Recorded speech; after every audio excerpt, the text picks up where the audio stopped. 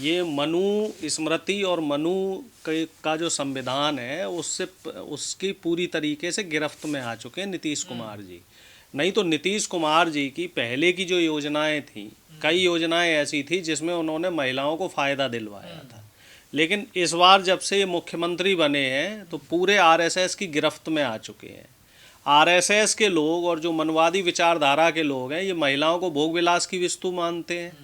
अब जो बीजेपी के एक मंत्री हैं गिरिराज सिंह, तो उनकी भी नीतीश कुमार जी ने जो ये गलत हरकत करी है तो कायदे में बीजेपी के लोगों को माफ़ी मांगनी चाहिए थी, लेकिन अब वो लोग भी इनके बचाव में उतर आए हैं। ये कह रहे हैं कि साहब कुछ गलत नहीं किया है, जबकि किसी महिला का बिना उसकी इजाज़त के आप उस पर हाथ डाल रहे हो, टच कर रहे हो, तो ये असंवैधानिक है। इसमें आपके ऊपर अटेम्प्ट टू रेप और छेड़छाड़ के जघन्य अपराध है ये, तो इसमें गंभीर आरोप भी लग सकते हैं, एफआईआर होगी इसमें अगर कायदे से इसकी जांच की जाए, और जेल की सलाखों में भी रहना पड़ सकता है नीतीश जी को। और इसमें एक चीज़ और बताऊं, जो उत्तर प्रदेश के एक नेताजी हैं जो एनडीए के सहयोगी हैं, उनका जो बयान है और उनके बयान के बाद जो उनके वीडियो वायरल हो रहा है वो बहुत ही शर्मनाक है।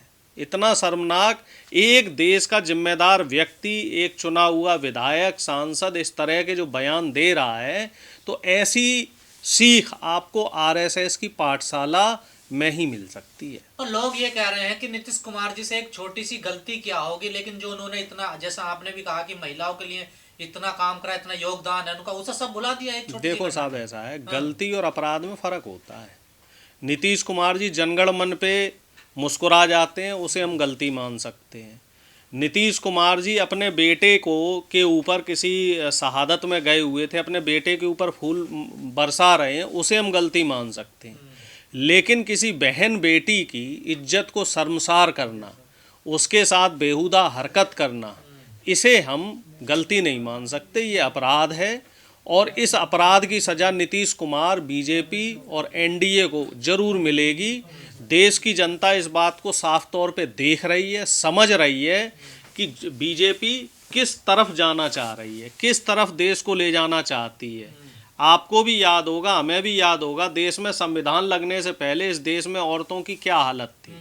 देश में हमारे जो आधी आबादी है उसको सती कर दिया जाता था। जो बाल विवाह प्रथा थी वो क्या थी कि बच्ची 8 साल 10 साल 6 साल पे ही उसका विवाह कर दिया जाता था और बिना इजाज़त के उसकी शादी हो जाती थी, किसी के हाथ भी उसको बांध दिया जाता था।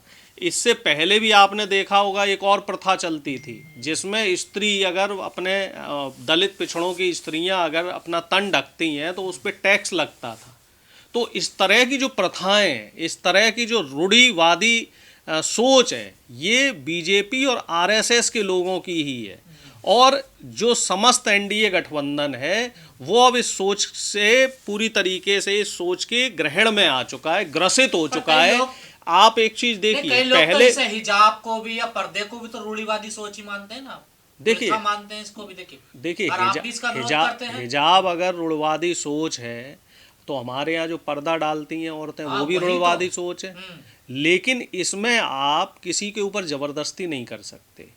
अगर महिला अपनी इच्छा से हिजाब पहनना चाह रही है तो उसे पहनने की आज़ादी देनी चाहिए।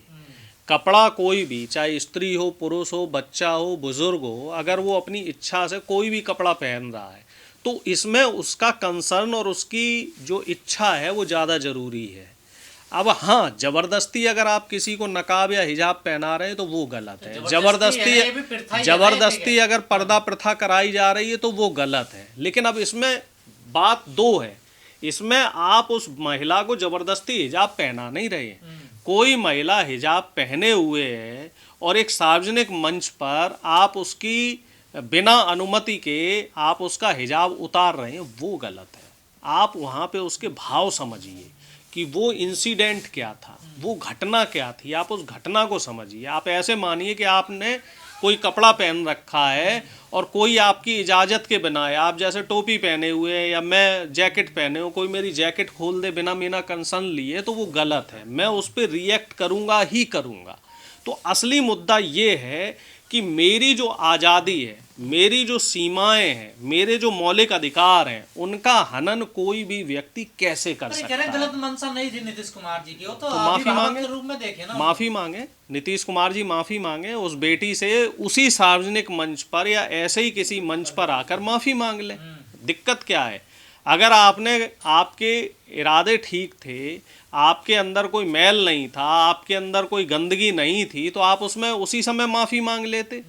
इस मुद्दे को आप जानबूझ के आगे बढ़ा रहे हैं, इस मुद्दे को जानबूझ के आप तूल दे रहे हैं, और जो आपके बचाव में या पक्ष में आ रहे हैं आप उनको डांटिए कि हाँ भाई मेरे से गलती हुई, मैंने गलत हरकत करी है, लेकिन आप उस बेटी को, उस बहन को शर्मसार नहीं करेंगे। हमारे यहाँ जो विपक्षी इंडिया गठबंधन है, हमारे यहाँ इस तरह का कल्चर नहीं है।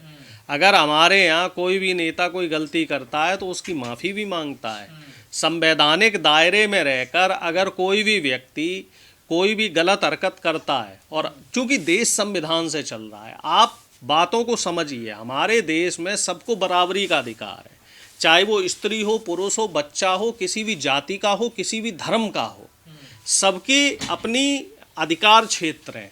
और आप किसी भी व्यक्ति के रेस्पेक्ट के साथ कैसे खिलवाड़ कर सकते हैं, ये एक बहुत ही सेंसिटिव इशू है, और इस सेंसिटिव इशू पे चर्चा होनी चाहिए और इस पे दोनों पक्षों को बराबर सुनना चाहिए। लेकिन आप यहाँ पे एक चीज़ देखेंगे, अगर इसको महसूस करें कि जो आरएसएस की संघी विचारधारा के व्यक्ति हैं वो इस घटना को बहुत ही हल्के में ले रहे हैं, वो इसका मजाक बना रहे हैं इस घटना का, चूँकि महिला धर्म विशेष से है, मुस्लिम महिला है, तो इस वजह से उनका मजाक बनाना बनता है। अगर यही महिला कोई सवर्ण होती, कोई क्षत्रिय होती, भूमियार समाज की होती, ब्राह्मण समाज की होती, और नीतीश कुमार जी ने उसका पर्दा, उसका पल्लू उठा दिया होता, तब देखने वाली बात रहती कि क्या गिरिराज सिंह तब भी उसी तरीके का बयान देते, या बीजेपी के जो तमाम नेता जो भी खिल्लियाँ उड़ा रहे हैं और तमाम तरह के टीका टिप्पणी कर रहे हैं, कि क्या तब भी वही बात बोलते।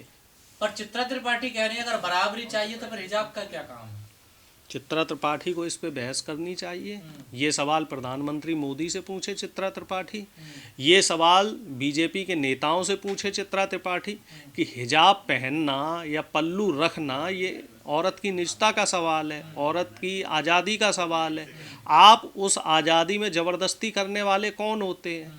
और मैं किसी सरकारी पत्रकार पे कोई व्यक्तिगत टीका टिप्पणी नहीं करना चाहता हूँ, लेकिन आज के समय में जो मीडिया के पत्रकार हैं, जो मेन स्ट्रीम मीडिया के पत्रकार हैं, जिनको गोदी मीडिया कहा जाने लगा है, ये लोग जो अहम मुद्दे हैं उन पे निष्पक्ष होकर बात नहीं करते हैं। ये लोग सवाल करने से डरते हैं। तमाम देश में संजीदा मुद्दे हैं लेकिन उन पे सवाल नहीं करेंगे। विपक्ष कह रहा है नीतीश कुमार जी बीमार हो गए, इनको इलाज कराना चाहिए।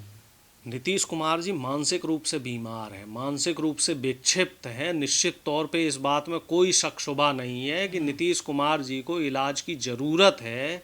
नीतीश कुमार जी के दिमाग में कुछ फितूर बैठ गया है और कई घटनाएं ऐसी पैरेलल चलती रहती हैं। इस तरह की कई घटनाएं ऐसी हैं कि जो बराबर नीतीश कुमार जी या तो कर देते हैं या नीतीश कुमार जी से हो जाती हैं।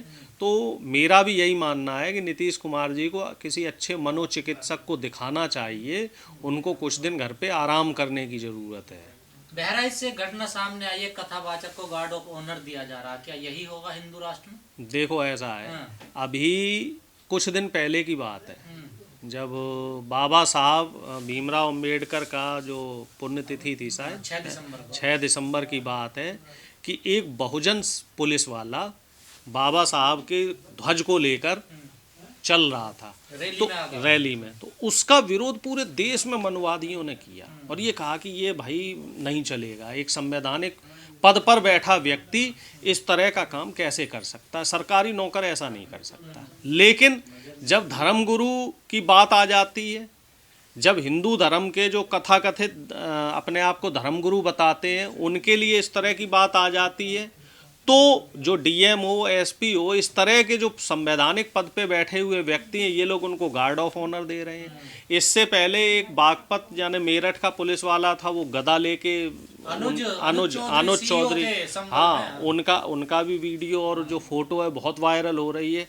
तो बात बराबरी की होनी चाहिए कि क्या इस देश में जो दलित है, जो पिछड़ा है, जो आदिवासी है, जो मुस्लिम है, वो अगर संविधान की पूजा करे, संवैधानिक व्यक्तियों का अगर वो आदर करे, तो वो गलत है।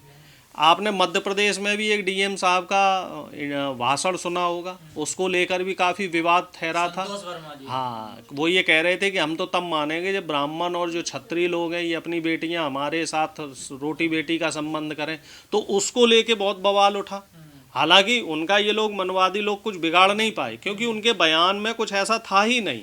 लेकिन अब यहाँ पे देखने वाली बात ये है कि क्या संवैधानिक पद पर बैठा व्यक्ति वो बीजेपी और आरएसएस के इशारे पर चलेगा तो उसे खुली छूट मिलेगी? क्या वो अगर बाबा साहब भीमराव अंबेडकर के दिखाई हुए रास्ते पे चलेगा, या बाबा साहब को नमन करेगा, या जो हमारे तमाम बहुजन नायक हैं उनकी पूजा अर्चना करेगा, तो वो गलत ठहराया जाएगा? तो इस तरह की जो दो तरह की जो बातें इस देश में चल रही हैं, और जहाँ पे एक तरह की बात को सही ठहरा दिया जाता है और संविधान के हित में जो लोग बात करते हैं उनको गलत ठहराने की जो कोशिश करी जाती है, तो इसके पीछे आप इन मनवादियों के मंसूबों को समझिए कि ये लोग बहुजन नायकों से कितनी घृणा करते हैं। इन लोगों के अंदर बहुजन नायकों के प्रति कितना गुबार है, कितना इनके अंदर जो है हे भाव है। तो उस भाव को आप समझिए। असली जो मुद्दा है वो ये है कि इस देश में संविधान को और देश में जो बहुजन नायक हैं उनको कैसे उनकी छवि को धूमिल किया जाए, इसके पीछे बीजेपी और आरएसएस के लोग एक षड्यंत्र रच रहे हैं।